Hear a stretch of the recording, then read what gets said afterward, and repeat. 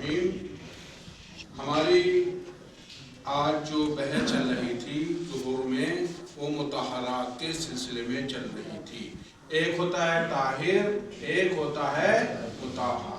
مطہر طاہر وہ ہوتا ہے جو خود پاک ہو، مطہر وہ ہوتا ہے جو دوسرے کو خود بھی پاک ہوتا ہے اور دوسرے کو بھی پاک کر دیتا ہے. اب اس سلسلے میں جلدی جلدی آپ حضرات سن لیں، یہ بہت ضروری ہے. مجھے اس سے اچھا موقع کوئی دوسرا نہیں لگتا سمجھانے کے لیے. یہ وقت جو ہے بھائی ماہ مبارک رمضان جو ہے، اور یہ وقت سب سے اچھا وقت ہے جس میں ہم سمجھیں اور سمجھائیں.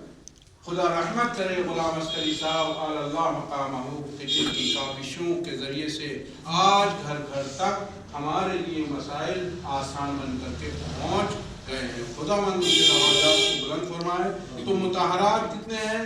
جس میں پہلی چیز پانی ہے، دوسری چیز اسلام ہے. پانی کی قسمیں ہیں، وہ ہر چیز اپنی بتائیں گے آہستہ آہستہ. پانی، اسلام، زمین پاک کرتی ہے، سورج پاک کرتا ہے. اچھا، یہ چیزیں وہ ہیں جو پاک کرنے والی ہیں. سنیے، ہر چیز پاک ہے جب تک اس کا نجس ہونا معلوم نہ ہو. آپ گئے کہیں پر، اب آپ یہ شک کرنے لوگوں پتہ نہیں یہ ٹوپی پاک ہے یا نجس ہے. نہیں بھائی، ان کے گھر میں تو بچے بھی گھومتے ہیں اور وہ نجس پاک نہیں.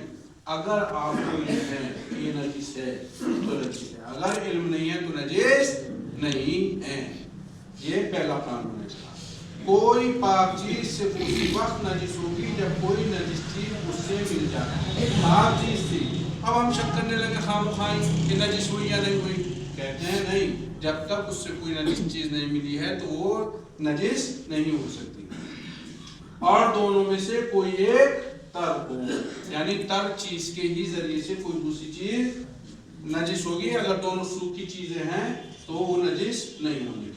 اگر کسی چیز کا پاک ہونا ہمیں پہلے سے معلوم ہو اور بعد میں اس کے نجس ہو جانے کے بارے میں شک پیدا ہو جائے تو اس شک کی وجہ سے وہ چیز نجس نہیں سمجھی جائے گی.